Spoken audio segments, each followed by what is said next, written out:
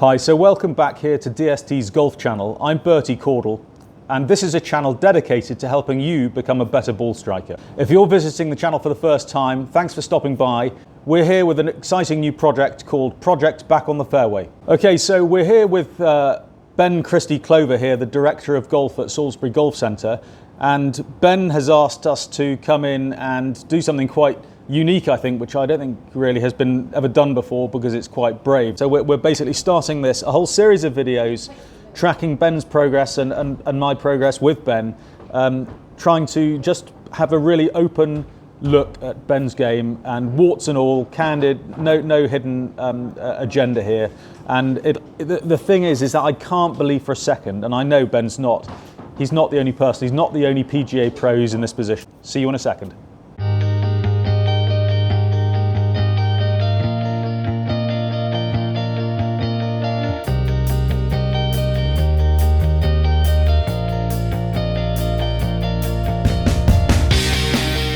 Ben, can you just tell us a little bit about yourself and the sort of coaching you do and what inspired this project to start? Yes, I'm the Director of Golf here at Salisbury Golf Centre. We have a 14-bay undercover top tracer driving range, fully kitted out TrackMan teaching studio. I also coach the Dorset ladies team and a number of county players, as well as having a team of pros here that coach everyone from beginners through to professionals. Yes, of course, being a busy, popular driving range here in Salisbury, we have a lot of people coming through wanting to learn the game, get into golf, experienced golfers wanting to improve on what they've already got, and naturally we're kept very busy. Yeah. Well, I can understand that because in the summer months, you're not alone. There's a lot of PGA pros all around the country who are completely rushed off their feet the whole season long, and as a result, I'm guessing that they kind of neglect or don't have the opportunity to work on their own games, and I think that's probably the reason why this whole project came about. So firstly, Ben, just tell us a little bit about one of your star pupils and the progress that you've made with her, and because it's fantastic to hear about that sort of stuff. Yeah, so Chloe Northover, I've been working with her since 2019. She came to me with, to be fair, very sound fundamentals, very good looking golf swing, didn't particularly struggle with distance, but was just very inconsistent. We started working together, we broke down her swing, we looked at the good bits and the less good bits, and it basically came down to the fact that she wasn't returning the club to impact consistently enough. So she was losing a few shots right, a few shots left, and as a result wasn't able to play to her ability. So the scores weren't replicating what the swing suggested it should do. Yeah, and as a result of you working with her, you got a kind of a fix, you put a roadmap in place, and then you started working on impact and working backwards from there. Absolutely, that, exactly. So we looked at everything together, put together a roadmap, as you say, of her golf swing. We concentrated a little bit on backswing to start with, and then soon found out that no, it was impact we wanted to work on more. That was going to give us the better results. So we started working very quickly with the DST club because I wanted to explain to Chloe the importance of impact and to put her in that position, that feel, that position that she could replicate. And to be fair, in the last 6-8 months, that's the one area we've been working on more than anything, and that's where we've really seen massive results this year. And just tell us about those results. I mean, her handicap when you first started working with her. Yeah, she was off about 13. As I say, swung it better than that, but just couldn't score better than that. And subsequently, she very quickly, she's very dedicated. She's got a good desire. She's passionate. She understands what she wants and where she wants to get to. And the frustration was there. So playing off 13 wasn't cutting it. We did some work, very quickly started to see the scores improve, handicap come down, but it kind of culminated recently really with a victory in the Peter Allis Trophy. She won that at Ferndown Golf Club, which is quite significant right now with the sad loss of Peter in recent. A poignant moment. Yeah, and I think given that he's recently passed, which is immensely sad for the whole of the golf industry. Whole of golfing industry, and I think that she'll probably cherish that just that little bit more now, having won that trophy. It's a big trophy to win. Yeah, in without this part of the world. Absolutely. So and now she's down to a handicap. She's down to 5.5, I think, 5.5, doing very, very well, scoring much closer to where she wants to be at.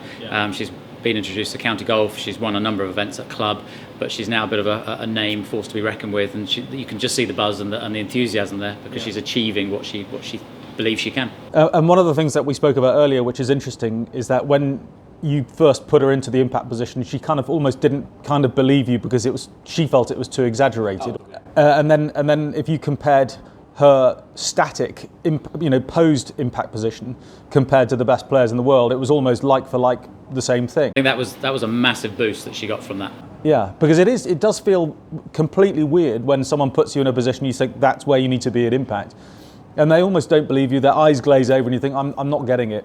But when you compare them to the best players in the world and they physically see the similarities, then they go, okay, I can start to get this now. And then from then, I believe the progress was pretty quick and swift. Yeah, 100%. And the nice thing working with someone like Chloe is it's that old, little bit like a sponge. You can throw at her whatever you like and she'll absorb it, take it in, and then put it into practice. Not afraid to make mistakes, not afraid to try something and it not work, or it to take a while to implement. Yeah. And you're absolutely right. When you put someone in that impact position and say, this is where you need to get to, it's a bit of a shock. It's not natural, and yet very, very quickly the trust element was there, and she started putting the club in that position, and the shots started to take shape very, very quickly.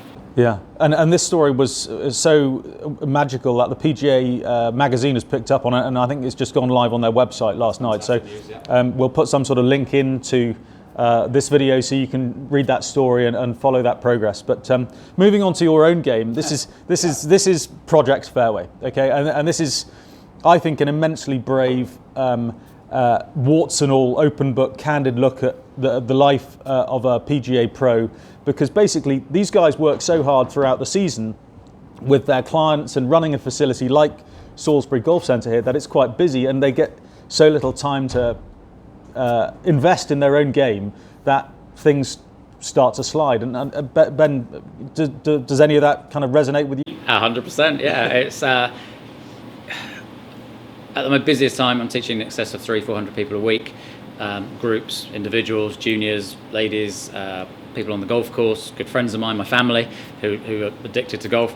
And the problem is you end up, in my mind certainly, I've ended up with too many swing thoughts, not enough time to practice, not enough time to hit any golf balls. And when somebody says to you, "Come on, let's go and play 9, let's go and play a competition," you sort of think, "Yeah, I can do that," but you can't. There's just too much going on that you end up standing over a ball. Certainly I do, and not really having a clear indication of what I'm trying to do myself, because I'm working with lots of other people, lots of other swing thoughts, quite invested in their swing as well. So you go away even after the lesson and you're thinking about their golf swing, and then you stand there yourself. And you neglect your own. Totally neglect it. And you I think a lot of golf pros out there will admit to the fact that there's a belief that they can go a certain amount of time, still pick up a club and still play to their ability, because it's there, it's innate, it's built in. It's not for everybody, it is for some, and the problem is that length of time that you spend not hitting balls, not working on your own game, you lose it. You lose the feel factor, you lose the consistency, and as I say, certainly with the driver, that's one club which I want to be able to enjoy hitting again. And how's this impacted your enjoyment of the game, even with your own family? Because I know your wife and daughter are very, very good players. Yeah, very keen. My wife's very, very addicted to the game, plays most days of the week when she can. Daughter's currently county captain for Dorset as well, so they're very, very keen. The running joke in the family is I'm kind of third best player in the family right now, which isn't great. That must sting. Yeah, a little bit, in a nice way. But enjoyment factor, there isn't any. Yeah. There isn't any. It's I know what I'm capable of, and I know what I can achieve on a golf course, and I'm a long way away from that. So just the thought of going out and playing for fun or even competition, there is no fun. It's not enjoyable. Okay, so this is the reason why Project Fairway's back on track. So we're basically starting a whole series of videos tracking Ben's progress and my progress with Ben, trying to just have a really open look at Ben's game, and warts and all, candid, no hidden agenda here.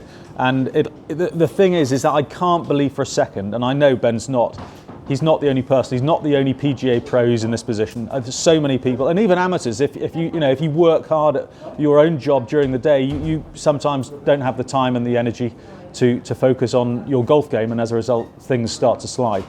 I understand driving is the one thing which is reared its ugly head. It's that thing. You stand out on the golf course. Golf courses for us certainly are long. You're playing off the white tees. Iron play I feel fairly solid with, I guess. But with the driver, it's a problem, it's an issue, and it's that thing, you just stand there, you don't want to hit it, you see trouble, you don't see the fairway, and that's the first shot on most of the holes you play. And I would love to be able to get to the point where I stand there confidently and say I'm going to hit a driver, and that's where I've asked for your help, and I'm looking forward to seeing what you can achieve. Well, let's see what we get. But anyway, listen, if that sounds interesting, stay with us, stick with this program. It's called Project Back on the Fairway.